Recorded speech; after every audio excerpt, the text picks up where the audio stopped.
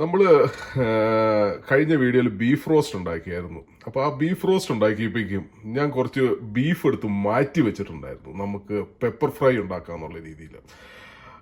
അങ്ങനെ എടുത്ത് മാറ്റി വെച്ചിരിക്കുന്ന ബീഫ് ഫ്രൈക്ക് വേണ്ടിയുള്ള ബീഫാണിത്. ഇതൊരു 1/2 കിലോളം ബീഫുണ്ട്. ഇതിൻ്റെ കൂടെ തന്നെ ഞാനിത് മാറ്റി വെച്ചിരിക്കുന്നത് നമ്മൾക്ക് ബീഫ് സ്റ്റേക്ക് ഉണ്ടാക്കാൻ.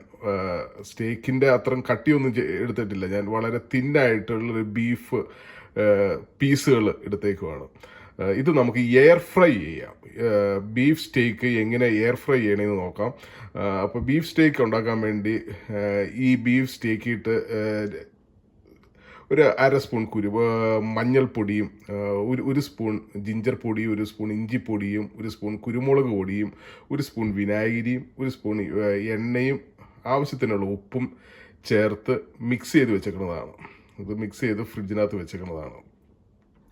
ഇതിനി നമുക്ക് എയർ ഫ്രൈ ചെയ്യണത് എങ്ങനെയാണെന്ന് നോക്കാം. അതുപോലെ തന്നെ നമ്മുടെ ബീഫ് തേങ്ങാക്കൊത്തൊക്കെ ഇട്ട് പെപ്പർ ഫ്രൈ ഉണ്ടാക്കുന്നത് എങ്ങനെയാണെന്ന് നമുക്ക് നോക്കാം. അപ്പോൾ നമുക്ക് എയർ ഫ്രൈ ചെയ്യാൻ വേണ്ടി ആദ്യം തന്നെ നമുക്ക് എയർ ഫ്രയർ ഓൺ ആക്കിയിട്ട് അത് ഹീറ്റ് ചെയ്തിട്ട് പോവുകയാണ്. ഒരു 5 മിനിറ്റ് അത് ഹീറ്റ് ആവും. അതിനുശേഷം നമ്മൾ ഒരു 200 ഡിഗ്രി സെൽഷ്യസിനകത്ത് 12 മിനിറ്റ് വയ്ക്കാം. 200 ഡിഗ്രി സെൽഷ്യസിൽ 12 മിനിറ്റ് വയ്ക്കാം. ഇത് ഹാഫ് ദ വേ, അതായത് 6 മിനിറ്റ് കഴിയുമ്പോഴേക്കും ഒന്ന് ഫ്ലിപ്പ് ചെയ്ത് കൊടുക്കുക. അത് കഴിഞ്ഞ് ഇതെങ്ങനെ ഇരിക്കുമെന്ന് നോക്കാം. സാധാരണ ഇവിടെ വൈറ്റ് പീപ്പിളൊക്കെ എന്ന് പറയുന്നത് അവർ ഒരു 3 to 4 മിനിറ്റ്സ് ആണ് വയ്ക്കുള്ളൂ. കാരണം ഈ ബീഫ് സ്റ്റേക്ക് എന്ന് പറയുന്നത് 3 സ്റ്റേജിലാണ് വരുന്നത്. ഒന്ന് rare, medium and well done.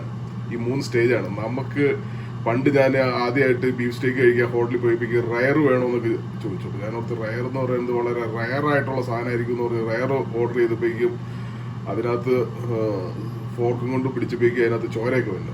അപ്പോൾ നമുക്കത് ഇഷ്ടപ്പെട്ടില്ല. നമുക്ക് ശരിക്കും വെൽ ഡൺ എന്ന് പറഞ്ഞ സാധനമാണ്. അപ്പോൾ നമ്മുടെ രീതിയിൽ അതിപ്പം ഒരു മുരിഞ്ഞൊക്കെ ഇരിക്കും. അപ്പോൾ ഞാനിന്ന് വെൽ ഡൺ ആണ് ചെയ്യാൻ പോണത്.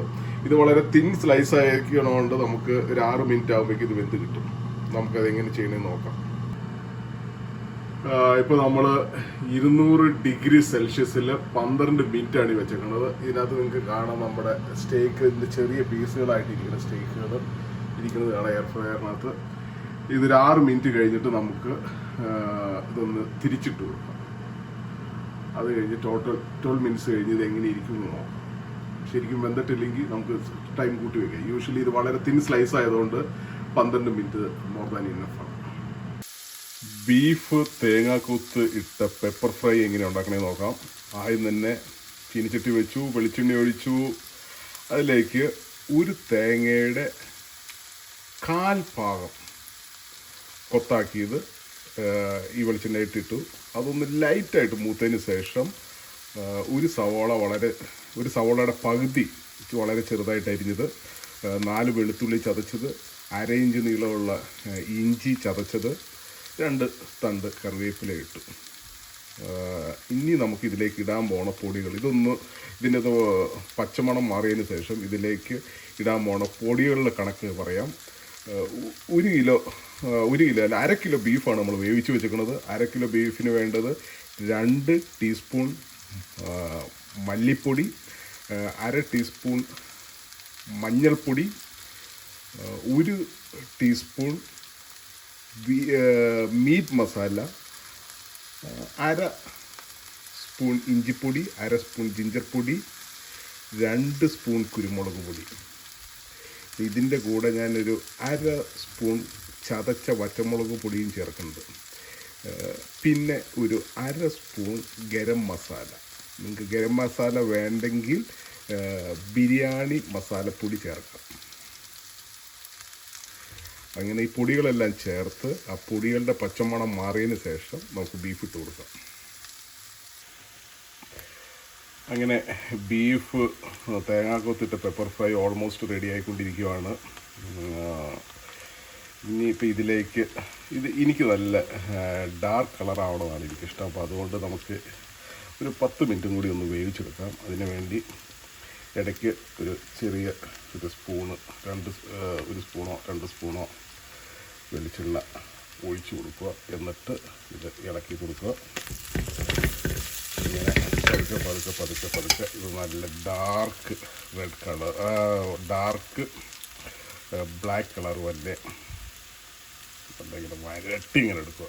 എന്നിട്ടങ്ങ് കഴിക്കാം. ഇനി നമ്മുടെ ബീഫ് എയർ ഫ്രയർ സ്റ്റേക്കിൻ്റെ അവസ്ഥ എന്താണെന്ന് നോക്കാം.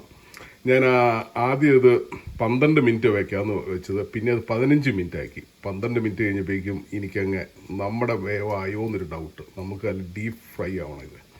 അതുകൊണ്ട് 7.5 മിനിറ്റ് വെച്ച് ഓരോ സൈഡ് അങ്ങനെ 15 മിനിറ്റ് എയർ ഫ്രൈ ചെയ്തേക്കണ ബീഫ് സ്റ്റേക്കാണ്. നമുക്ക് ഇതിൻ്റെ അവസ്ഥ എങ്ങനെയാണെന്ന് നോക്കാം.